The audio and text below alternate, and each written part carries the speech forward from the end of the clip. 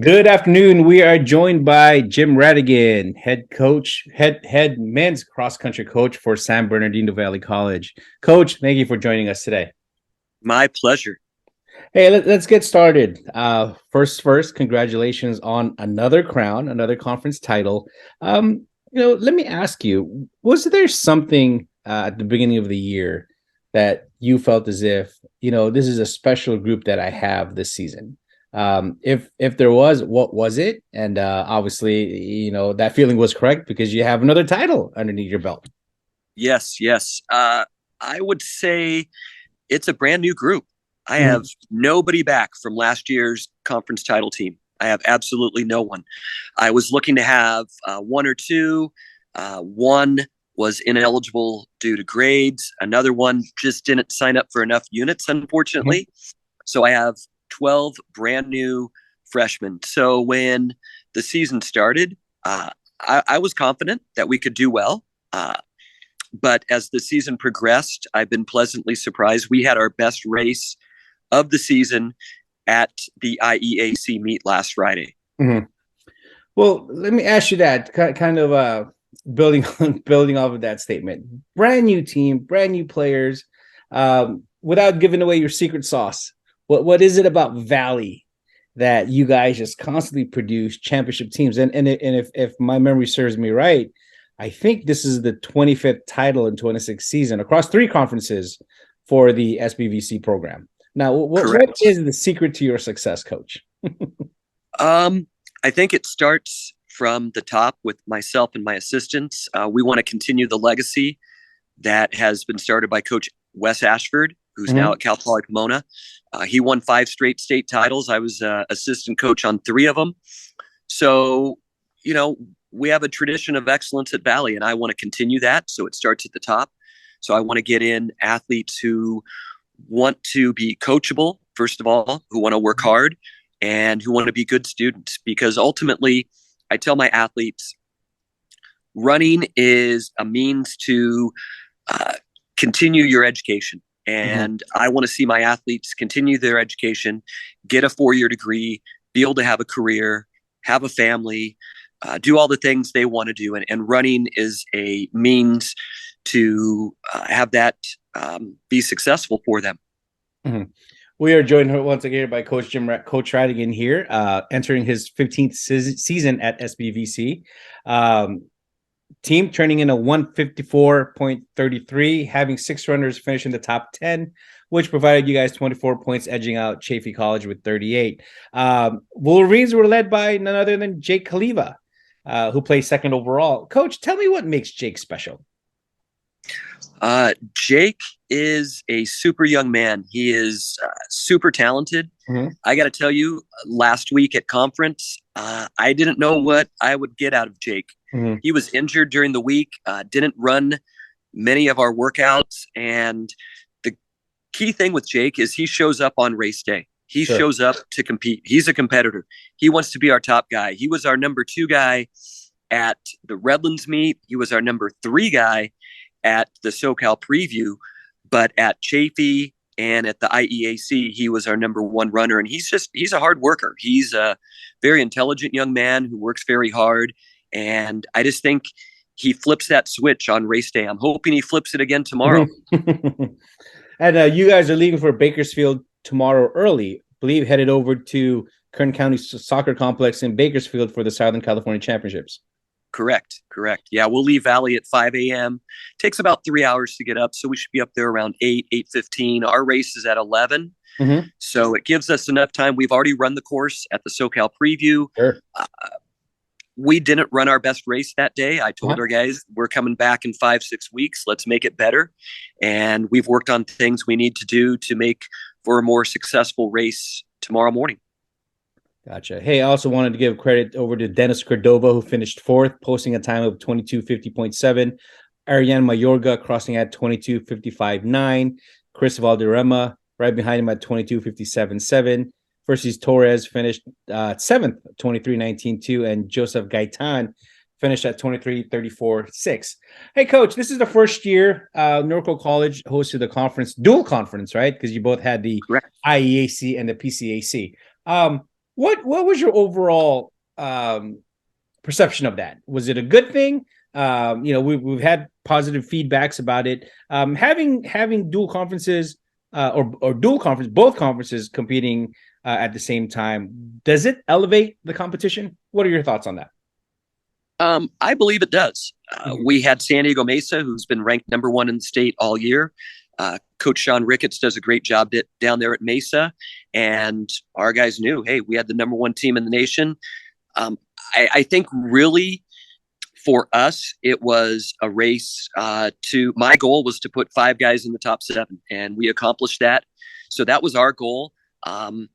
I think our guys got out fairly quick, but I think tomorrow we're going to have to get out a lot quicker with Mesa and all the other top teams in SoCal there. But I think really my guys, they let the Mesa guys go. They knew there were two races within one, so we didn't go out and shoot ourselves from the gun and Mhm. do poorly at the within the first mile and fade. So our goal was to win conference. So they got to see what Mesa's all about, and they're a phenomenal team, phenomenal program. So we did our best and stuck to our game plan. So that's really what I told our guys. Mhm. It's a race between us and Chafee, and a race between San Diego Mesa and everybody else. Sure, sure. Hey, coach, you mentioned how young your team is this year, all brand new player. 14 freshmen, I believe, is what you have on your roster with Yes. one sophomore. Building onto the success of the conference, right? You're gonna have bigger goals next season. What's the mindset? Obviously, we got to worry about the SoCal championships tomorrow first. But as far as recruiting, as far as bringing in new athletes, what are the things that you're going to be able to build around the championships and moving forward next year as far as adding additional players in? Yeah. So my goal is always to put forth the best team I can Mhm. on the starting line every race. And right now I have a huge list of runners I have already made contact with from all over the Inland Empire. So it starts with that. I already have kids who've told me they're coming next year. They want to add on to this team that we have of talented freshmen. So my goal for next year is to see if we can get in top five in the state, top four, maybe get back up on the podium, top three. That's my goal. We had two opportunities in 2013 and 16 to win state titles. There were falls at the start that didn't get called back. That was unfortunate, but life happens, so we move on. So I'm just trying to build up a really good program. I would love to have 30 guys on our roster next Mhm. year, be able to have a bus that travels us to meets instead of me having to drive vans with our assistants. That would be awesome.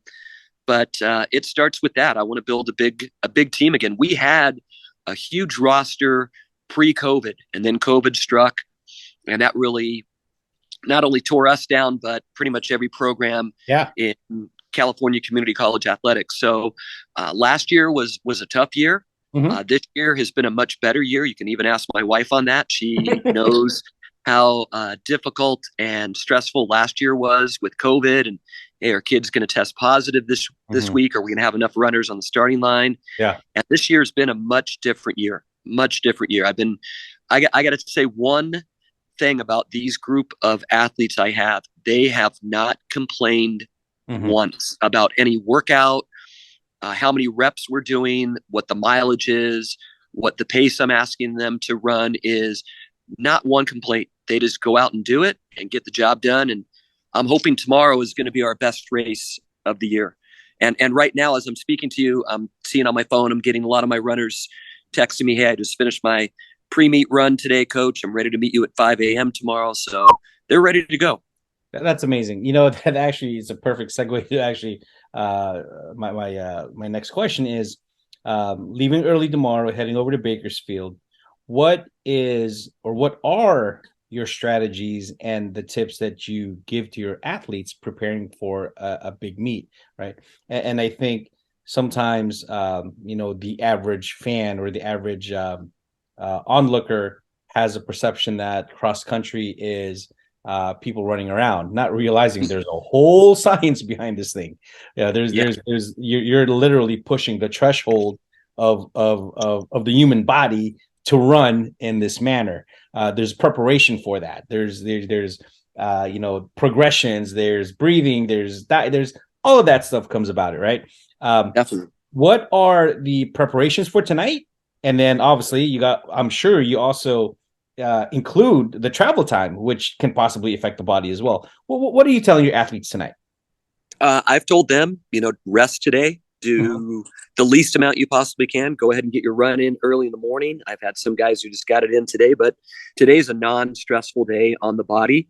I told them to rest, get a good night's sleep, be ready to go tomorrow. The key things for the race are getting out quick.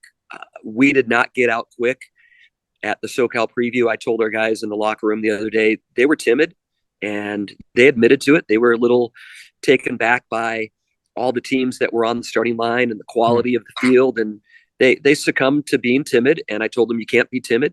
You got to get on the starting line and look at the guys to the left and the right and say, hey, I'm going to beat you. And if I don't beat you, I'm going to make you work for it. Mm-hmm. So our key goal is to get out quick, run as a pack.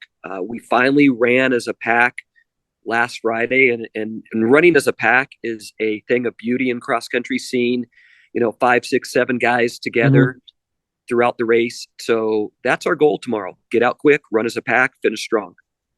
Yeah, absolutely. And it's amazing. Again, I just want to go back to the stuff that I've learned over the last couple of years covering cross country is the science behind what you actually see on the course, in addition to the preparation for it, but the strategy, the weeks and weeks of training leading up to it. I mean, I always laugh because I see your guys cool down or warm up, and that's like, man, that's the most miles my body has probably run in 5 years. What these guys are doing in 10 minutes.